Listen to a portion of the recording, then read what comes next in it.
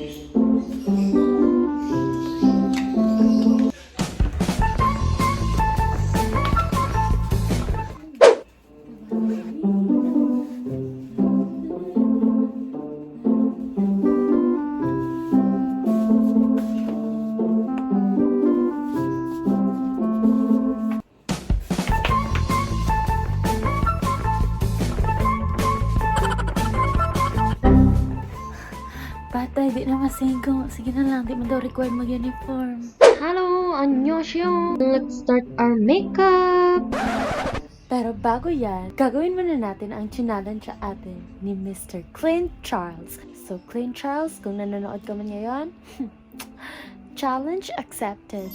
First is my Glam Set sunscreen. At ayan ang bobo ko at finocus ko sa salamin. Ay nako, girl, okay ka lang. I really love this sunscreen because aside from it protects my face from the light from electronic screens, it also makes my skin bright and glowy. O diba? Parang gumamit lang ng highlighter. Hindi yung stabilo ha, yung pangmuka. O talaga? Watch my Glam Set review for more. Link in the description.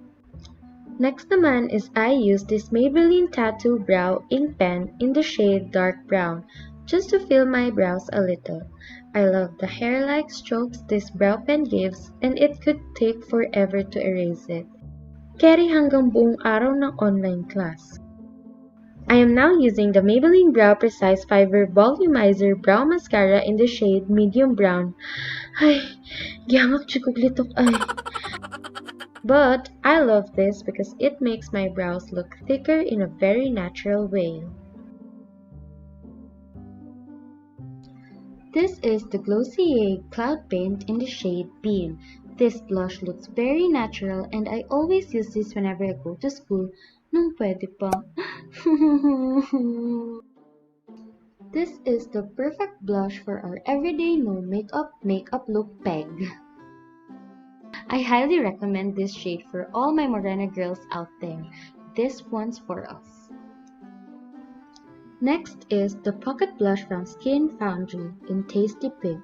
As you can see, nilalagay ko siya sa eyelids ko because this blush is 3-in-1. Pwede sa eyes, lips, and cheeks. Got this from a friend a long time ago and meron pa rin siya hanggang ngayon. Kavongga ba? Now I'm curling my lashes since I never got a chance to have my eyelash lift since quarantine. Sariling sikap na lang sa Judta girls. For my lips, I am mixing the shades 2 and 6 from NYX Soft Matte Lip Cream. Since we're attending classes, even if it's online, I think we should go for a no makeup look. Dapat mas pulagyapon og lips si ma'am sa imo, uy. But ikaw ang pinipili na nais ko.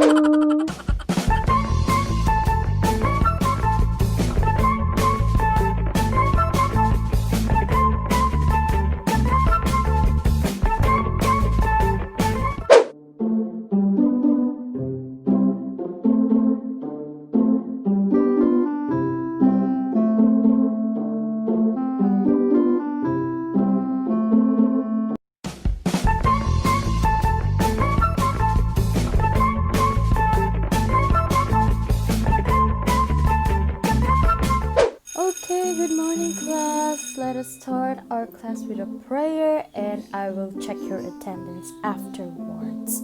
Okay? Oh my gosh, it's the first day. I'm so excited.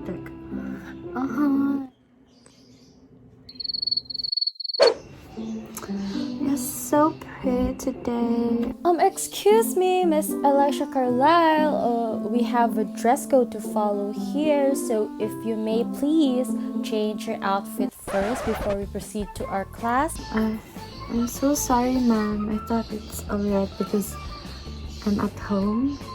Thank you very much. Be back. Okay, let's now start our class. Everybody listen. Our lesson for today is all about psychology. So may I ask, what is psychology? Class, everybody. Hala, ma! Saba kayong iro, ma! Saba kayo, doon sa teacher. Please mute yung mga maiingay. Pasaba, kuan daw, ipa-quiet to ang dogs. Please, ko ang teacher.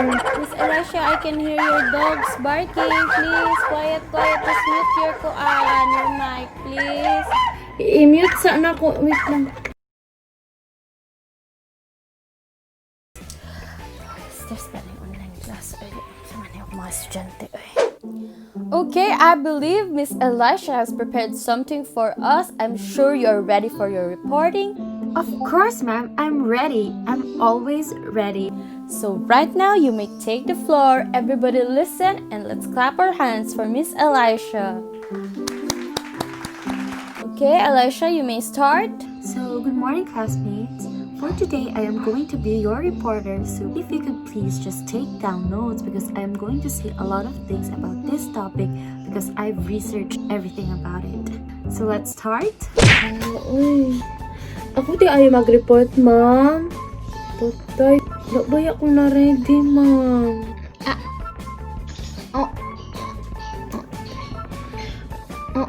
Our topic for today is ELISHA, is your connection alright? Ma'am, tomorrow na lang po, ma'am, please. Tomorrow, promise po, mag-prepare na po ako, please. Thank you. Sorry po, ma'am.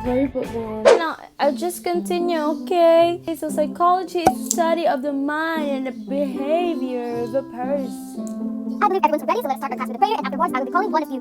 And afterwards I will be calling each and every one of you so that you may say present whenever I call your name. Thank you. Hello, class? Hello, class? Can you hear me? Class? Class? Ma'am, dili ka maklaro, ma'am. Ma'am? I can't hear you. Class? Classmates, madungin niyo si ma'am. Choppy man siya. Uy, choppy ng internet ay. Excuse me, ma'am. We can't hear you po. I will call each and every one of you one by one, yes, and you will say present whenever I call your name, okay? Okay. Miss ELISHA CARLISLE. Oh, present. Okay, so that concludes our lesson. Thank you so much for listening. Please do your homeworks, okay? Bye-bye. See you next meeting. Ano? Sa oras naman di ay.